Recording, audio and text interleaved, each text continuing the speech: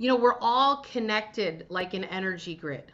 So if you go inside and do your work, and what does your work mean? Your work is do whatever you need to do in all this upheaval to get grounded and in a state of neutrality.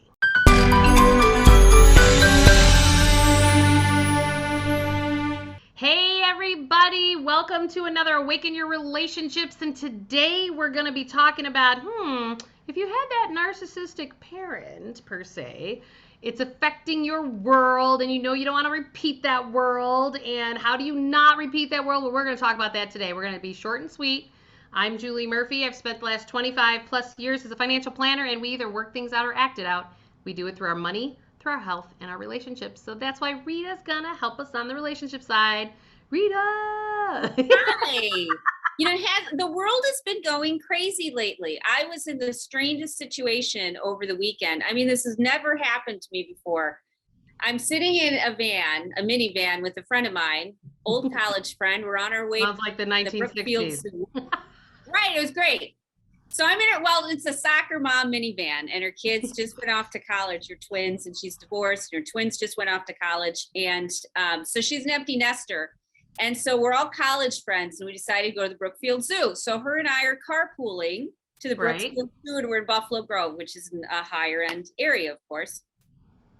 And she's getting gas, and suddenly, and I'm dressed for the zoo. I'm dressed in my leopard print, fake fur jacket and my little hat and my little owl mittens so I can go whoo whoo, at everybody, and these great orange corduroy. I mean, I looked like a work of art going to the zoo. That's awesome. And suddenly I hear my friend yelling at someone in the gas station parking lot while she's getting gas.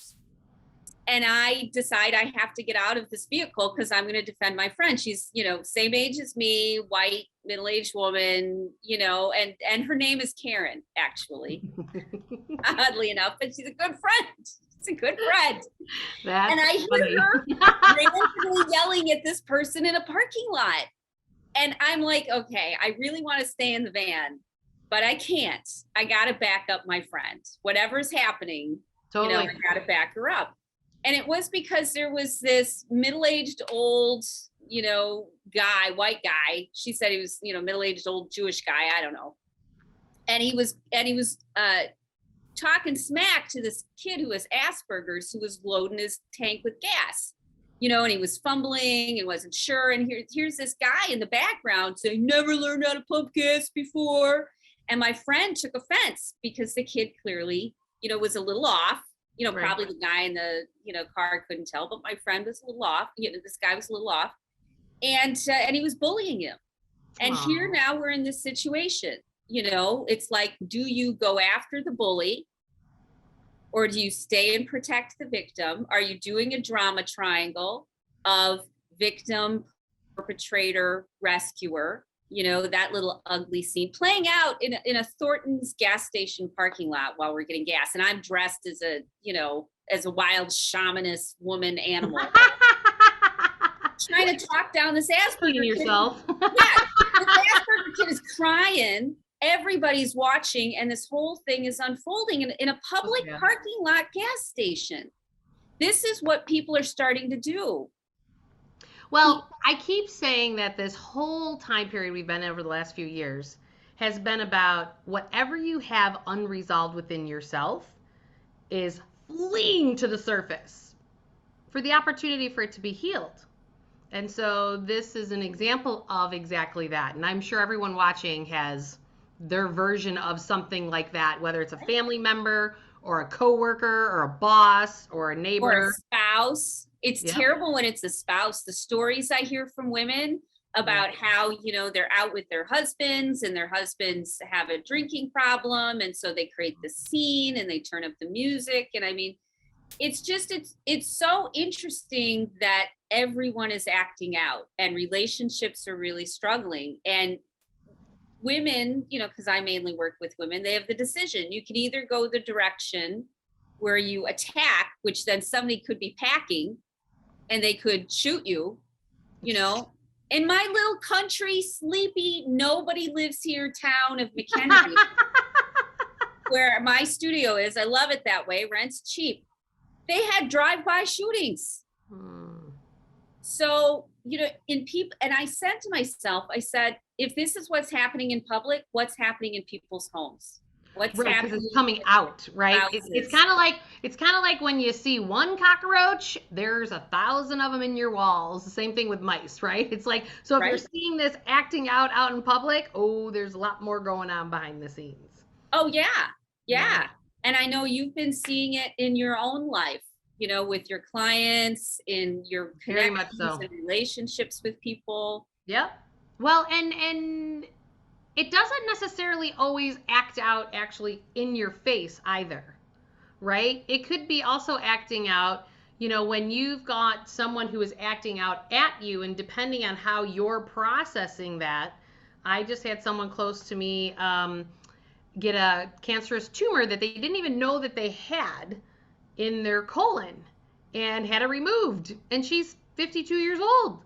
And they're like, this is not the size of a polyp we see. We see this more like with an 80-year-old person where it's been growing forever, and you're only 52. And it's like, oh, so you know, we're being called to, and if it's acting on your health, you may not be pushing it and projecting it onto other people. You're absorbing it from other people, but because it's going to be one of those two ways, right? It's going to be Yep. projected out, or it's going to be absorbed, or Yes. your state of neutrality. Like those are the three options. Yes. And that's actually what happened. So Right. we were at the parking lot and, she's attacking and Mm-hmm. I'm staying neutral, but, helping this kid out to dial down because he's crying and pumping his gas. And Right. then we saw our friend who's a Chicago detective.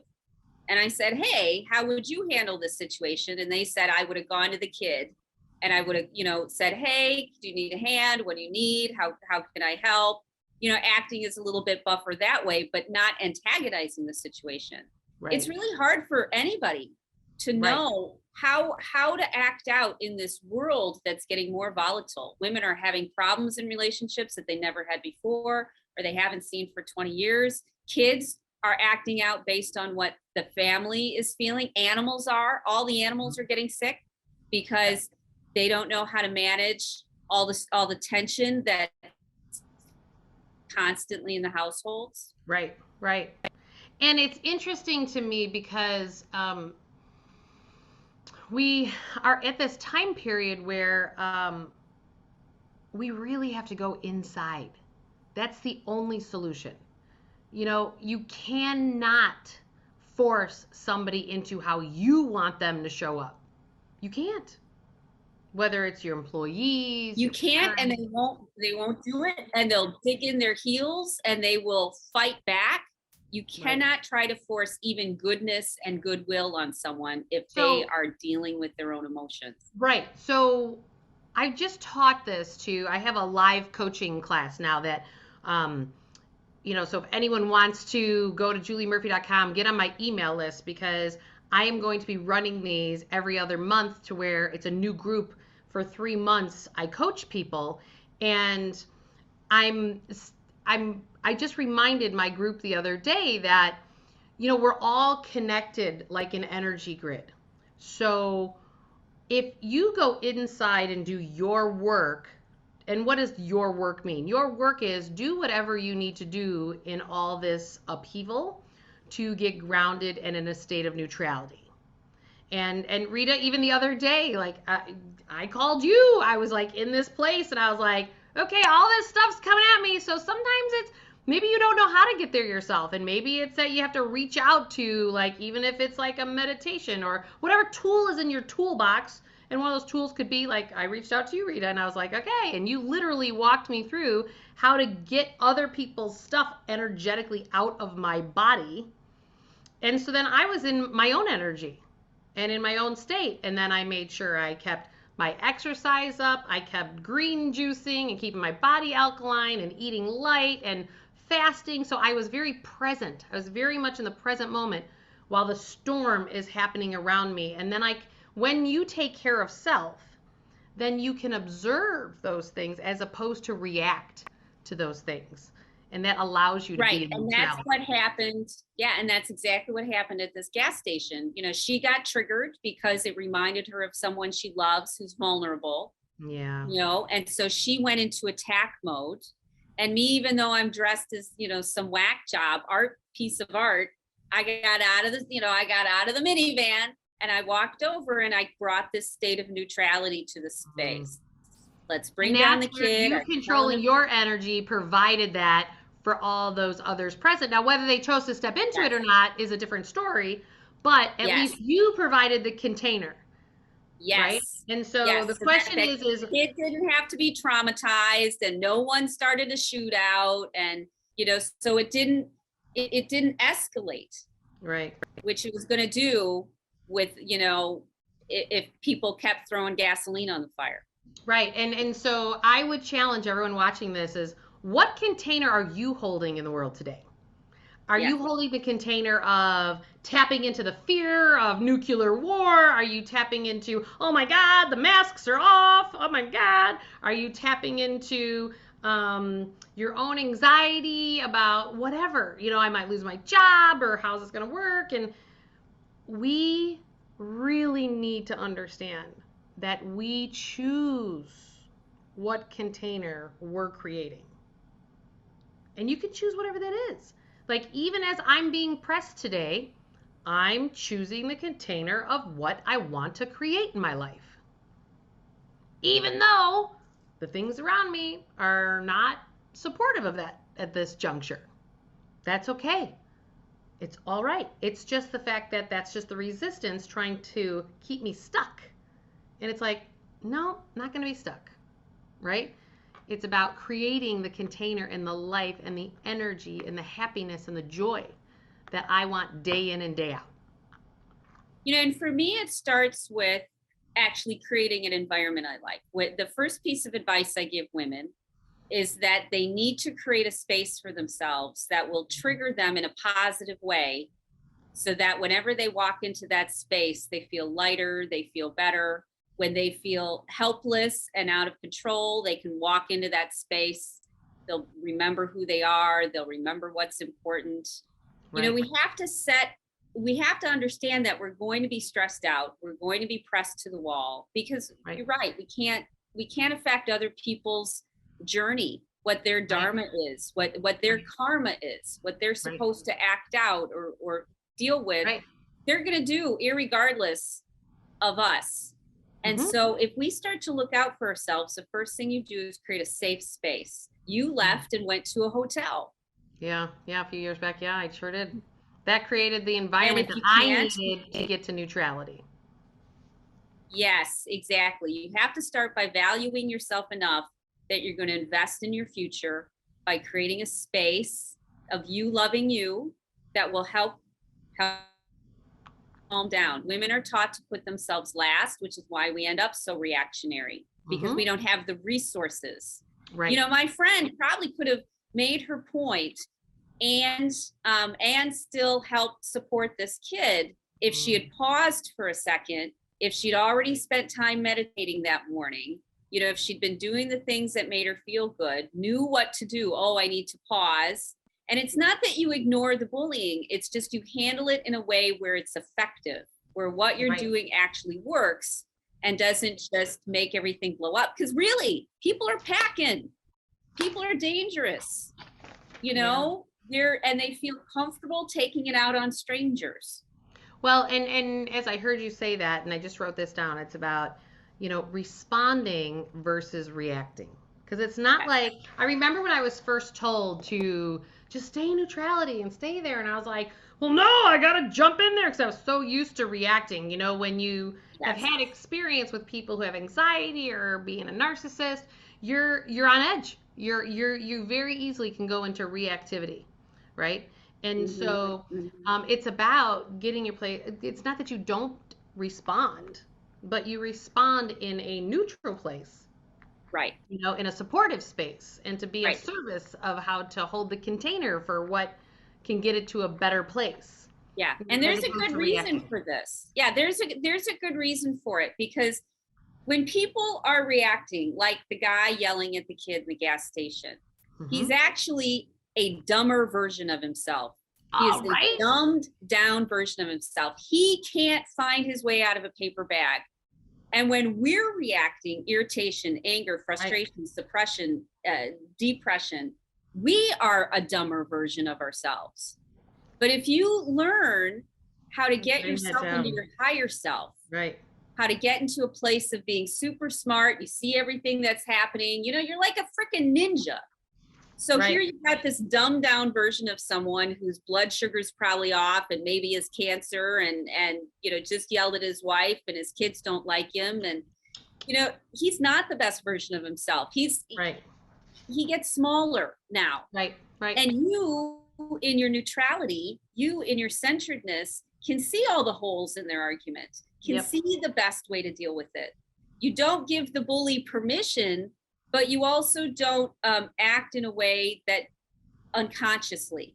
You don't behave unconsciously, because then you're going to lose, because they're bigger and they'll punch you in the face. Right, exactly.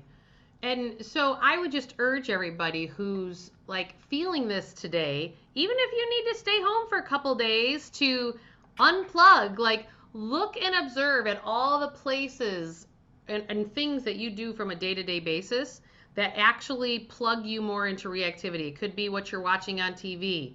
It could be not walking out in nature. I was reminded of that the other day. You know, my boyfriend, bless his heart, he goes, you know, Joel, I'm just going to say you haven't walked out in nature in a while, and you used to do that daily. So maybe that will help. And I was like, oh, because we've stayed in Chicago for almost 3 months straight, and we're usually traveling somewhere to Costa Rica in the jungle or hiking in Sedona or me walking along the lakefront in Chicago. But it's been cold and frozen in Chicago. And since we didn't travel anywhere else to be out in nature, it was like, oh, great reminder. And so watch how you're plugging in. And all of it is a part of it. All of it. It's all. I bundle up in the mornings and I go watch the sunrise for 4 mornings out of, you know, like at least 4 mornings a week. You know, and it doesn't take long. It's 20 minutes. I put on some long underwear and I trudge along feeling sorry for myself because it's too early. And then, you know, just the movement and the snow and the sun. I get back 20 minutes later, I'm right as rain and I'm ready for the day. And we've stopped doing those things for ourselves because we've made other people more important and we didn't remember how important we are. Right. That is so true. And that goes back to just extreme self-love and self-care. And if you've been brought up in any kind of religion, that has usually not been the forefront. Oh, right. You walk into a Catholic church, you see somebody nailed to a cross with blood coming down their head. Come on. I mean, I was raised that way. And every Sunday, crosses on the wall. Suffer. You know? Yes, suffer. You must suffer. You must suffer. And men didn't suffer. They sat there and did whatever they wanted to do. And women were like, oh, we have to suffer. And then we'd be like, why aren't you suffering? And they're like, well, I don't know. But if you're willing to suffer, then I'm willing to take advantage of it. You know, and now here we are. They taught us to be victims. It was very interesting. I had a great conversation with my dad that was similar to that this week. And I said, Dad, didn't you teach me to do what was right for Julie and go for it? He goes, yeah, I did. Because he was a little angry at one of my siblings. And I go, so why are you mad at her for, my sister, for doing the right thing for herself? Well, it wasn't the right thing for me. And I was like, whoa. And see, this is how it happens. Women are trapped in these double standards all the time. People walk around and they say, you need to be like this and you need to be like that. And we go, okay, I'll do it. You know, and then it's hypocrisy. Well, and to be fair, you know, I know my dad is a very loving person. Yes. And he is just in his own training and his own patterning. And I was like, unconscious. Right. And I said, well, Dad, this isn't an uncommon pattern that you've done. And I pointed out then, like, an instance him and I had about 12 years ago where he actually didn't talk to me for 1.5 years because I wouldn't just do what he said. Yes. Because I was doing what was right for me as opposed to what was A right year and a half. Good for you for sticking to your authenticity. Well, I just sat there going, I couldn't even fathom that it was almost like the little boy in him that was hurt was kicking and screaming. I go, Dad, you're like having a temper tantrum at 73 years old. And I was Right. There's like, no need. right. And I said, so just maybe if you could just observe it and maybe just because forgive that her for doing what hurt your feelings, but know that it was because she was following her own heart. And maybe there's a higher level to all. Like I just, he's like, wow. But it was interesting because he heard me on some level, which was beautiful, right? Mhm. And but I was like, wow, this stuff goes deep with families. It really goes Goes deep. And very deep, generations and generations back. And that's why, when I talk to you most of the time, I say, I don't want to hear people's stories because that just keeps right, you're just repeating pulling the past. past into the present moment to What create the really exact same needs to future. happen is, let's say when I'm coming up against somebody that, that's agitated like that, I don't try to talk them out of it. Right. Instead, I just stay in a really great place of centeredness and I do things that make me happy. Like if Yep. I'm feeling uncomfortable because they're uncomfortable and I'm an empath, then I'll start walking around and lighting candles and putting on essential oils because it makes me feel better. I Right. don't care. It's You about you. can Right. stay as It's mad about as you want. regulating your own. Yep. Yes, exactly. And when you Yeah. take care of your own needs, the people around you respond. And I sincerely believe that people are jerks when they're in their fight or flight. That's And when true. you get them out of their fight or flight, conscious, present, their higher self, they're almost Right. always really great people that are loving and want to help. They're just being unconscious and triggered Yep. That's constantly. true. Well, Rita, I know we are short and sweet today, but I need to run. And everybody, don't forget to subscribe, like, and hit that notification bell. And please, Rita and I are here to help the world at large. So if you could please share this, because we are going to get you to a life that you love and get you out of your patterning. And we will see you next week. Bye. Bye.